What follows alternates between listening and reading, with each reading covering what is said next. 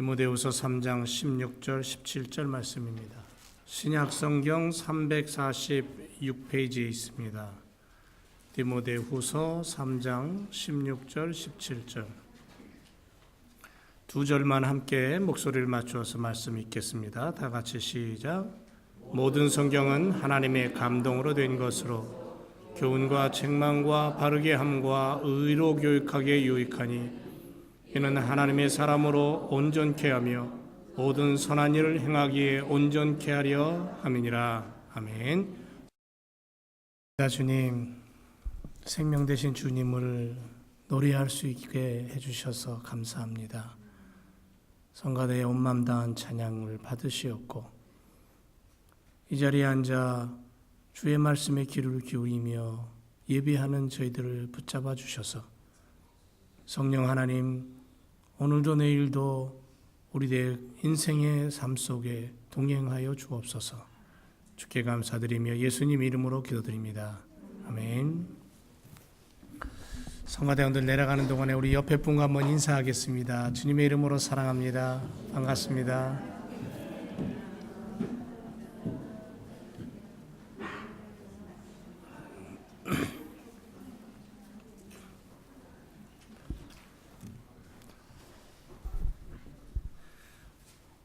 오늘 말씀의 주제는 이렇습니다. 2222 세계 비전 우리가 성취하자. 그 부제목으로 성경이 움직이는 교회 만들자입니다. 성경이 움직이는 교회. 오늘 우리는 32차 사무총회를 갖게 되었습니다. 1년이 왜 이렇게 빨리 가는지요? 1년이 늦게 간다 그러면 참 좋겠는데 정말 빨리 갑니다. 여기까지 많은 시간이 흘러왔습니다. 그리고 그 시간 속에서 교회가 자리 잡고 성장했고 예배를 했습니다. 이민생활 속에서 지친 사람들이 교회에 찾아 나와서 쉼을 얻고 또 교제를 나누고 사랑을 나눕니다. 주님의 도우심이 있었음을 우리가 믿습니다. 주님이 우리와 함께 하셨음을 우리는 확신합니다. 주님의 마음을 가지고 교회를 섬기고 그리고 주님의 마음이 있는 이 자리가 주님의 축복이 나타나고 그래서 비록 이름도 없이 빛도 없이 믿음 생활을 하지만 주님이 함께 하신다라는 확신을 가지고 살아갔던 우리들의 믿음의 삶인 줄 믿습니다. 그리고 우리 교회가 여기까지 올 수 있었던 그것은 바로 여러분들이 교회를 섬기고 교회를 사랑하고 아꼈기 때문이다라는 그러한 말씀을 드리고 싶습니다. 우리의 가정이, 우리의 자녀들이 건강할 수 있는 것은 누군가의 희생 때문에 가능한 거죠. 남편의 희생, 아내의 희생, 때로는 자녀들의 희생이 있었기 때문에 가능한 것처럼, 그래서 가정이 온전해지고 건강해지는 것처럼 오늘 우리 교회가 이러한 건강한 모습으로 여기까지 달려온 줄로 믿습니다. 그리고 여기서 멈춰서는 안 되죠. 더 달려가야 됩니다. 세계 비전을 향해서 이 지구 땅 끝까지 주의 복음이 전파되고 영혼이 구원받기 위해서 우리는 2020년까지 계속된 비전, 하나의 비전을 가지고 달려오는 거죠. 200명의 성도를 달라고 기도했고요. 그래서 그렇게 성장하는 교회, 숫자가 많아지는 교회를 가지고 자랑하려는 게 아니라 숫자가 많을수록 사람이 많이 모일수록 더 크고 더 위대한 일을 할 수 있기 때문에 20곳의 교회, 선교지에 교회를 세우고 선교센터를 후원하고 그곳에 자라나는 아이들, 그곳에 자라나는 가정들을 돌보는 그러한 일을 우리가 하겠다. 그런가 하면은 자체 선교사 2가정을 파송하게 해달라고 우리가 그렇게 기도하며 주님 앞에 달려왔는데 제일 어렵다고 생각되는 자체 선교사 파송을 벌써 우리는 2가정을 했습니다. 그리고 또 다른 2가정을 위해서 기도하기를 원합니다. 이렇게 교회를 향해서 꿈과 비전을 가지고 또 자녀들이 꿈과 비전을 가지고 달려가는 그것을 향해서 후원하고 격려하는 그러한 교회와 우리의 부모들이 될 때에 그곳에 하나님의 사랑과 하나님의 축복이 가득 넘쳐나게 될 줄로 믿습니다. 여러분들 혹시 다이아몬드 갖고 계십니까? 뭐 남자분들한테 물어보면은 전부 고개를 절레절레 흔들 거고 거의 대부분이. 우리 여성분들한테 물어보면 아마 조그만 거, 깨알 같은 거 하나라도 갖고 있다고 얘기할지 모르겠습니다. 어떤 분은 좀 큰 거 갖고 있겠죠. 내가 진정으로 영원히 간직할 수 있는 다이아몬드는 어디에 있을까? 한 농부가 하베드라는 농부가 있었는데요. 큰 농장과 과수원을 경영을 했습니다. 뭐 남부럽지 않았습니다. 만족하게 살았습니다. 부족함이 없었습니다. 그런데 한 번은 어떤 지나가는 손님이 그곳에 며칠 묵으면서 그분과 대화를 하다가 이런 얘기를 합니다. 야, 당신을 보니까 정말 부럽습니다. 가진 것, 뭐 부족한 거 없이 다 가지고 있습니다. 정말 좋은 그러한 농장도 가지고 있고 너무 좋은 집과 너무 좋은 아내와 너무 좋은 자녀들을 두고 있군요. 그런데 제가 볼 때 한 가지가 부족합니다. 그것만 있으면 더 완벽할 텐데요. 그랬더니 이 농부가 귀가 번쩍 뜨면서 그게 뭡니까? 예, 그게 뭐냐면요. 당신에게 다이아몬드가 큰 게 있었으면 참 좋을 것 같습니다. 그래요? 그것만 있으면 내가 더 멋져 보입니까? 이 이야기를 들은 농부는 그때부터 다이아몬드를 찾기 시작했습니다. 큰 다이아몬드. 조그만한 거 말고 큰 거. 그래서 내가 더 돋보이고 더 멋있어지기 위해서 수없이 그 다이아몬드를 찾아다녔습니다. 그의 마음속에는 이제 행복이 아니라 불안이 쌓였고 고통이 쌓여오고 고뇌가 쌓여옵니다. 아픔이 쌓여옵니다. 농부는 점점 가난해졌습니다. 삶에 불만을 느끼고 불평과 불만으로 시간을 보냅니다. 농장도 팔았습니다. 과수원도 팔았습니다. 다이아몬드를 찾기 위해서 모든 것을 다 버렸습니다. 아무리 찾아도 자기가 생각한 다이아몬드는 찾을 수 없었습니다. 찾다 나중에 결국은 너무너무 지치고 힘들어서 이 농부는 자살하고 말았습니다. 다 사라졌습니다.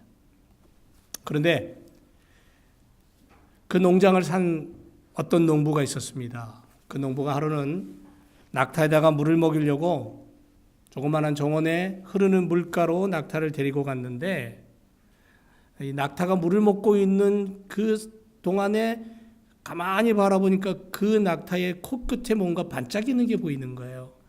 그래서 이게 뭔가 하고 굉장히 아름다운 빛이 나는 거예요. 무지개 빛이. 그래서 그것을 가지고 그 요리 조각을 가지고 가서 감정을 해봤더니 그게 다이아몬드의 원강이었어요. 원석이었어요. 결국은 뭘 얘기하냐면은 그 집안, 그 농장 거기에 다이아몬드의 광산이 있었다라는 거죠. 그래서 이 농부는 부자가 된 거예요. 새로 산 사람은. 광산 회사를 차렸습니다. 다이아몬드 회사를 차린 거죠. 이 이야기를 가만히 들으면서 여러분 무슨 생각이 납니까? 여러분, 나의 다이아몬드는 지금 어디 있습니까? 여러분들이 갖기를 원하는 엄청난 다이아몬드는 지금 어디에 숨어 있을까요? 어디에 숨겨 있을까요?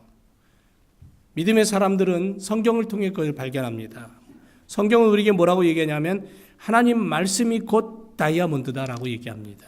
아니, 세상 사람들이 가장 귀하게 여기고 값지게 여기는 것보다 더 값지고 더 귀하고 더 아름답고 영원하고 없어지지 아니하는 영원한 행복을 우리에게 가져다 주는 것이 뭐냐면 하나님의 말씀이라는 거죠.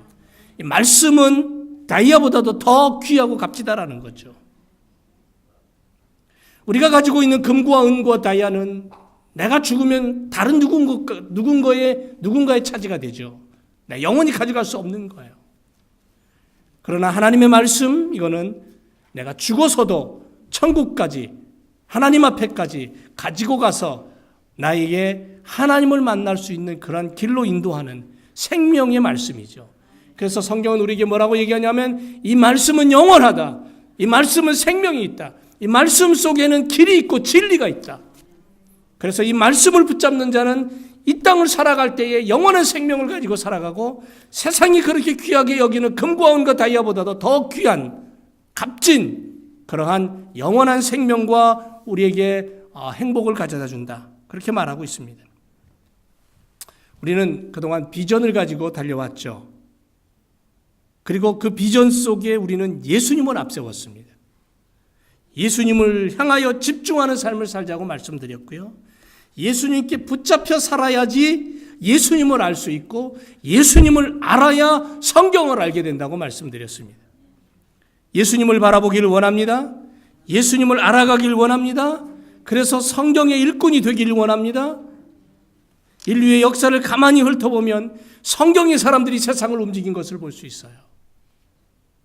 그래서 예수님께 집중한다는 것은 내 머리와 내 가슴과 내 손, 내 발이 주님에게 가해진 상처, 십자가에 못 박기 위해서 가해진 그 상처, 채찍에 맞아서 살찜이 떨어져 나가는 그 상처, 그 상처뿐만이 아니라 수많은 영혼들의 가슴 속을 들여다보고 그들을 사랑하고 그들을 아꼈던, 그래서 바로 그 인류의 모든 생명에게 하나님의 영원한 나라를 온전히 전해주고 싶었던 예수님의 그 갈망, 그 갈망하는 마음이 우리 안에 들어와서 꿈틀거리기를 원하는, 그것이 곧 예수님을 닮아가는 것이고 성경의 사람으로 걸어가는 길이다라는 것을 다시 한번 우리가 깨닫기를 원합니다. 하나님의 영상을 따라 지음받은 존재로 하나님을 바라보면서 하나님을 비추는 거울이라는, 거울과 같은 존재. 나는 그래서 하나님을 비추는 거울과 같은 존재다. 그렇게 예수님을 바라보며 예수님께 집중하여 살아가는 그러한 믿음의 삶이 되어야 된다고 성경은 우리에게 말했고, 그동안 우리가 수도 없이 그런 이야기 속에서 예배하고 말씀을 듣고 우리가 성경을 연구하고 함께 예배한 줄로 믿습니다. 주바라기의 삶을 살아라. 주님은 나의 방패요, 나의 요새요, 나의 거할 초소가 됩니다. 주님은 우리의 목자이십니다. 그렇게 고백하며 주님의 마음, 주님의 생각, 주님의 행동 앞에 집중하여 살아가는 그러한 그리스도인이 되자고 말씀드렸습니다. 그렇게 할 때에 진정으로 예수님께 붙잡히는 거예요. 세상에 붙잡히는 게 아니라, 세상에 붙잡히면 결국은 다 없어지죠. 주님께 붙잡히면 없어지지가 않는 거예요. 영원한 거예요. 영원한 거예요. 그래서 빌립보서 3장 12절에 내가 이미 얻었다 함도 아니고 온전히 이루었다 함도 아니다. 오직 내가 그리스도 예수께 잡힌 바 된 것을 잡으려고 쫓아간다. 사도 바울이 이렇게 고백한 것처럼 예수님께 붙잡혀서 사는 삶, 예수님을 붙잡으려고 달려가는 삶, 예수님께 붙잡혀서 나아가는 교회, 예수님으로 말미암아 무장한 그러한 성도가 될 때에 진정으로 성경의 사람이 된다는 거예요. 성경의 사람이 된다는 것은 뭘 얘기하냐면 세상을 정복하는 힘과 능력과 지혜를 가지게 된다는 거예요. 세상을 정복해 들어갈 수 있는 힘과 지혜와 능력이 말씀 속에 있다면 이 말씀은 우리의 삶에 있어서 금과 은보다 더 귀한 것이고, 내가 세상이 가장 값지다고 얘기한 다이아보다 더 귀하고 값진 생명의 말씀을 내가 가지고 사는 거예요. 그래서 성경은 우리에게 뭐라고 얘기하냐면 너는 하나님의 아들이고 딸이다. 너는 하나님의 자녀다라는 거예요. 하나님의 자녀라는 얘기는 뭐냐면 세상에서 이야기하는, 세상 사람들이 얘기하는, 저들이 얘기하는 세상에 가장 값지고 세상에 가장 행복한 것과는 비교가 안 되는 거죠. 차원이 다른 거죠. 성령의 기름 부으심으로 능력 주시는 주님께 붙잡히고 그런 교회가 되고, 그래서 주님의 손을 붙잡고 주님과 함께 동행하며 주의 말씀 안에서 살아가는 삶. 할 수 있거든요. 무슨 말이냐? 믿는 자에게 능치 못할 일이 없다. 이 말씀이 그대로 실천되는 교회. 그래서 2017년에 우리 교회가 이제 시작하면서 2222 세계 비전을 2020년까지 우리가 꿈과 비전을 가지고 믿음의 교회를 세워가기 위해서 우리가 다시 한번 붙잡아야 될 게 뭐냐면 성경이 움직이는 교회를 만들자는 거예요. 여러분, 성경이 이게 어떻게 움직입니까? 이거는 한 권의 책이에요. 이 안에 66권이 있어요. 66권이 모여져서 한 권의 책이 됐어요. 흰 건 종이고 까만 건 글씨입니다. 그런데 어떻게 성경이 움직입니까? 종이와 글씨로 되어 있는 성경이지만 하나님의 말씀이라고 우리가 믿잖아요. 그 하나님의 그 말씀이라고 믿는다면 그 까만 글씨가 내 안에 들어오고 성경에 쓰여진 그 글이 내 안에 들어와서 나를 움직일 때에 생각을 움직이고 내 마음을 움직이고 내 손을 움직이고 내 발을 움직이고 내 몸을 움직일 때에 그 말씀이 나를 움직여갈 때에 성경이 살아있는 것이 보여지는 거죠. 지금도 수많은 사람들이 성경이 살아있는 것을 보여주기 위해서 살아요. 오늘 말씀해 보니까 교훈과 책망과 바르게 함과 의로 교육한다 그랬습니다. 네 가지를 얘기해요. 디모데 후서 3장 16절 말씀해 보니까 하나님의 말씀은 성경은 하나님의 감동으로 되었다. 하나님의 감동으로 되었다. 하나님의 영으로 되었다는, 영으로 쓰였다는 거죠. 성령이 썼다라는 거예요. 그래서 성경을 쓸 때에 마태의 마음속에 성령님 오셔서 글을 쓰게 했어요. 누가의 마음속에 오셔서 성령께서 글을 쓰게 했어요. 바울의 마음속에 오셔서 바울로 하여금 글을 쓰게 했어요. 자기가 쓰고 싶어서 쓴 게 아니에요. 자기가 생각나서 쓰는 소설도 아니에요. 자기의 경험을 쓴 자서전도 아니에요. 하나님의 이야기를 성령께서 오셔서 쓰게 했어요. 그래서 하나님의 말씀은 성령의 감동으로, 하나님의 감동으로 기록된 거예요. 그런데 그 안에는 어떤 내용으로 기록되어 있냐면 교훈과 책망과 바르게 함과 의로 교육함이라는 것이 들어있다는 거죠. 여러분, 감동이란 단어를 원어에 가서 찾아보면 신의 입김을 씌었다 이렇게 되어 있어요. 신의 입김을 씌었다. 자, 창세기에 하나님이 인간을 만들어요. 재료가 뭡니까? 흙입니다. 흙으로 사람을 만들었어요. 보시기에 참 마음에 들었어요. 야, 좋다. 정말 마음에 든다. 그런데 안 움직여요. 그래서 하나님이 그 흙으로 만들어 놓은 인간의 코에 하나님의 바람, 루하흐라 그래요. 하나님의 바람을 불어 넣었어요. 그랬더니 살아 움직이는 생명이 되었다 그랬어요. 흙으로 만든 존재가 하나님의 생명이 들어가자, 하나님의 입김이 씌어지자 살아 움직이는, 말을 하고 느끼고 아파하고 말하는, 움직이는, 다시 말하면 인격을 가진 존재가 되었다는 거예요. 이게 사람이에요. 그래서 감동이란 단어는 신의 바람이, 생명의 바람이 들어갔다라는 거예요. 하나님의 말씀인 성경은 하나님의 바람이 들어온 거예요. 하나님의 생명이 들어와 있는 거예요. 보이지 않지만 믿음의 눈으로 보고 믿음의 눈으로 읽고 그것을 가슴에 담으면 하나님의 생명이 움직이는 거예요. 깨어나는 거예요. 어쩌면 성경 까만 글씨는 하나님의 말씀인데 죽어 있는 것 같은 느낌이에요.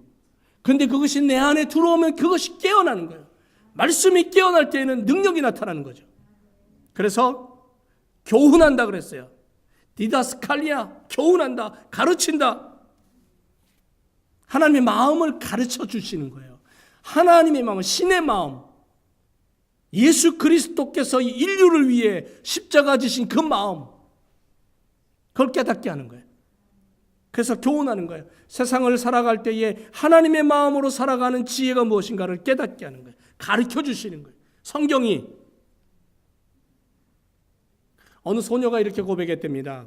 성경은 오렌지와 같아요. 왜냐하면 짜면 짤수록 항상 더 많은 주스가 나온답니다. 이 아이 눈에는 그렇게 성경이 보인 거예요. 시편 기자는 뭐라 그랬냐면 내가 주께 범죄치 아니하려 하여 주의 말씀을 내 마음에 두었습니다. 그랬어요. 성경 안에 놀라운 가르침이 있어요.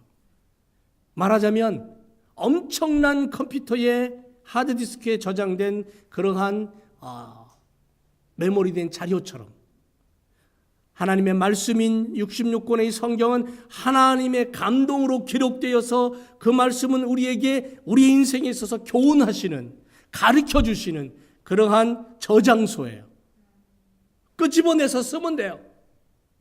오늘도 아침에 컴퓨터 앞에 앉아가지고 구글에 들어가서 내가 원하는 것을 단어만 치면 떠요. 두루룩 떠요. 내가 원하는 것을 치면 컴퓨터가 내가 원하는 정보뿐 아니라 그 주변 것들까지 다 가르쳐줘요. 오늘 우리는 이런 시대에 살고 있어요. 하나님의 말씀이 보이지 않는 인간의 영혼을 향하여, 사람들의 마음을 향하여 어떻게 살아갈 것인가, 무엇을 해야 될 것인가 가르쳐주고 있는 그러한 보물 창고예요. 꺼집어내서 내가 필요한 데 쓰면 돼요. 적절한 곳에 교회를 위해, 가정을 위해, 자녀들을 위해, 하나님의 나라를 위해, 이웃을 위해서, 고통받는 자들을 위해서, 아파하는 자들을 위해서, 헐벗은 자들을 위해서, 지쳐있는 자들을 위해서 하나님의 말씀을 꺼집어내서 내가 그들을 위로하고 사용하면 되는 거예요. 그래서 하나님의 말씀은 디다스칼리아, 가르침에 놀라운 보물 창고다. 그 다음에 책망이 있어요. 책망. 하나님의 말씀을 따르지 않고 곁길로 갈 때 회초리를 들고 매질을 하는 것, 그런 아버지.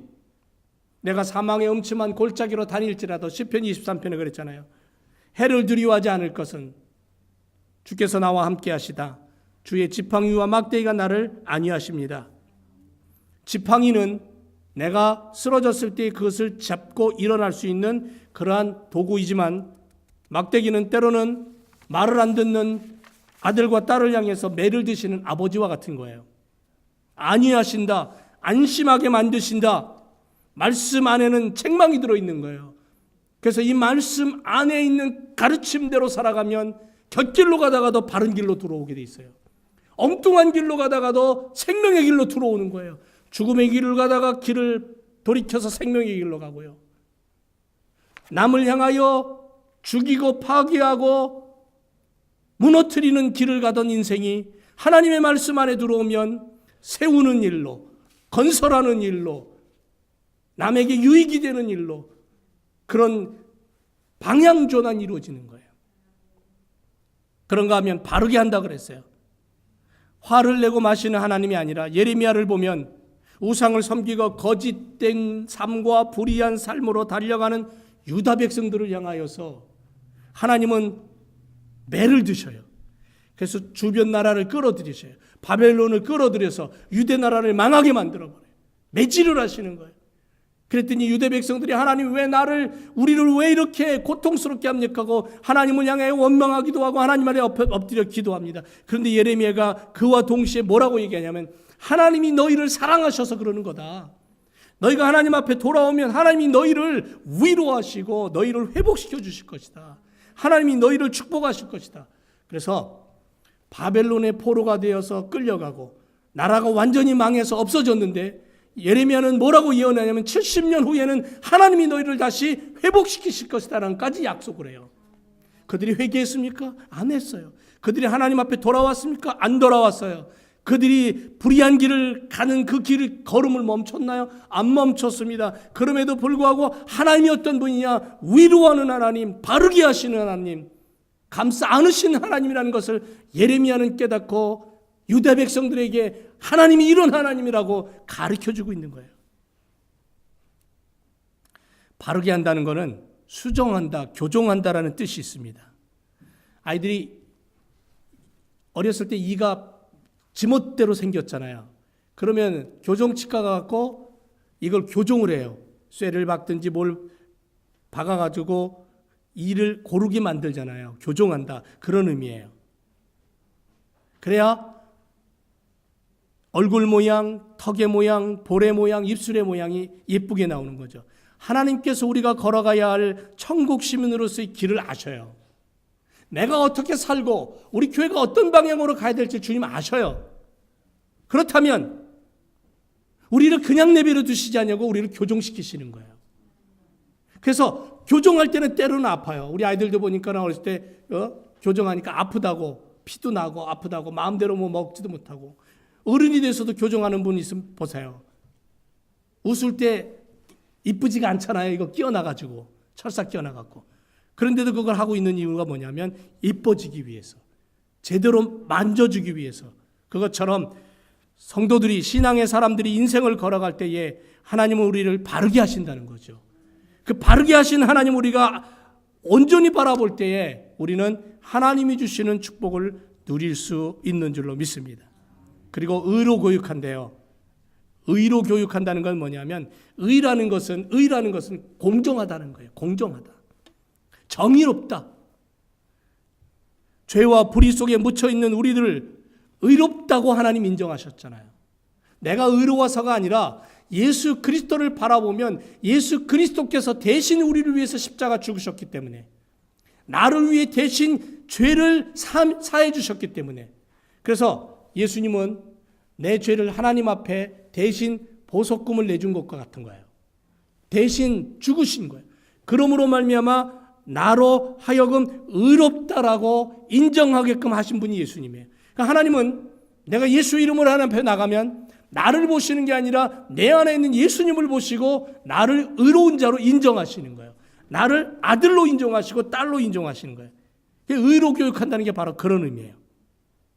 그래서 우리가 바로 서서 가야 할 그 길 바로 잡아주시고 인도해 주시고 우리의 삶에 있어서 하나님의 나라를 세우고 바르게 의로운 삶으로 우리가 하나님 앞에 설 수 있는 그러한 인생을 살아갈 수 있도록 가르쳐 주시는 게 말씀이라는 거예요.